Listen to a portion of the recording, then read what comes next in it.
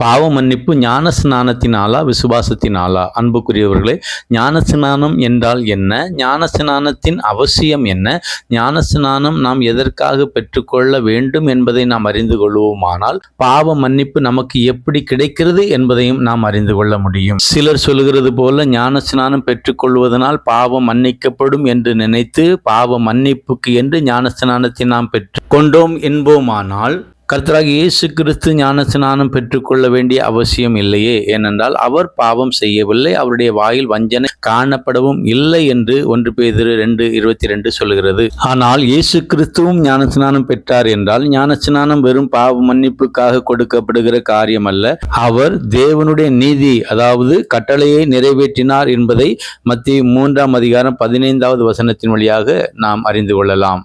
மேலும் எபிரேயர் 6:2 ஸ்நானங்களுக்கு அடுத்த உபதேசம் என்று எழுதியிருக்கிற வசனத்தின்படி ஞான ஸ்நானத்தை பெற்றுக்கொள்வது மாத்திரமல்லாமல் ஞான ஸ்நானத்தை பற்றிய உபதேசங்களை நாம் கற்றுக்கொள்ள வேண்டியது அவசியமாக இருக்கிறது. அன்புக்குரியவர்களே, இந்த பதிவில் ஒரே ஒரு காரியத்தை மாத்திரம் உங்களோடு பகிர்ந்து கொள்ள நான் ஆசைப்படுகிறேன்.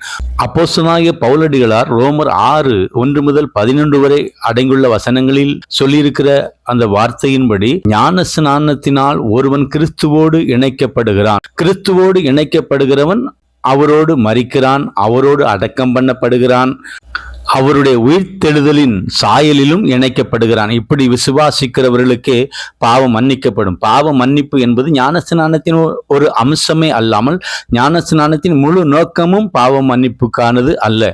ஞான ஸ்நானத்தினால் ஒருவன் கிறிஸ்துவுடன் இணைக்கப்படுகிறான் என்கிற விசுவாசத்தின் அடிப்படையிலேயே குழந்தைகளுக்கும் ஞான ஸ்நானம் கொடுக்கப்படுகிறது. மேலும் பிள்ளைகளுக்காக ஞான ஸ்நானத்தை பெற்றுக்கொள்கிற பெற்றோர்கள் அவர்களுக்கு விசுவாசத்தை போதிக்கிறவர்களாக மாத்திரமல்லாமல் அவர்களுக்கு மாதிரிகளாகவும் வாழுவோம் என்று சொல்லி போதகர்களிடம் வாக்குறுதி கொடுத்தே அதை பெற்றுக்கொள்கிறார்கள்.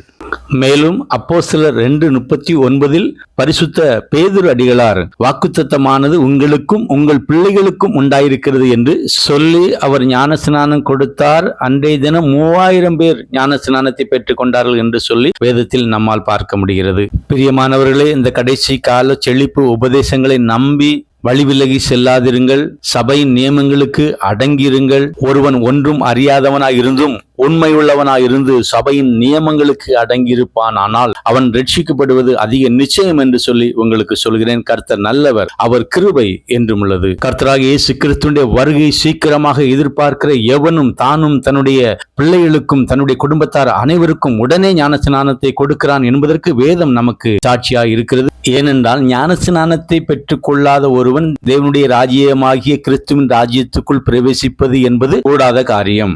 ஞான ஸ்நானத்தை தள்ளிப்படுகிறவன் கர்த்தராகிய இயேசு கிறிஸ்துவின் வருகையை தாமதப்படுத்துகிறான் மாத்திரமல்லாமல், கர்த்தராகிய இயேசு கிறிஸ்துவின் உயிர்த்தெழுதலையும் அவருடைய வருகையையும் அவருடைய ராஜ்யத்தை குறித்தும் உள்ளத்தால் உணராமலும் இருக்கிறான் என்று சொல்லி உங்களுக்கு சொல்கிறேன். விசுவாசம் உள்ளவனாகி ஞான ஸ்நானம் பெற்றவன் ரட்சிக்கப்படுவான், விசுவாசியாதவனோ ஆக்கினைக்குள்ளாக தீர்க்கப்படுவான் என்று மார்க்கு 16:16 ஆண்டவராகிய இயேசு கிறிஸ்து சொன்ன வசனத்தில், விசுவாசியாதவனோ ஆக்கினைக்குள்ளாக தீர்க்கப்படுவான் என்று ஆண்டவர் விசுவாசத்துக்கு முதலிடம் கொடுத்திருக்கிற காரியத்தை நாம் சிந்திக்கும்படியாக அழைக்கப்பட்டிருக்கிறோம். ஞான ஸ்நானம் என்பது மிகவும் அவசியம். அதிலும் மேலானது விசுவாசம் என்பதை உங்களுக்கு சொல்லுகிறேன். கர்த்தர் உங்களை ஆசீர்வதிப்பாராக. ஆமென்.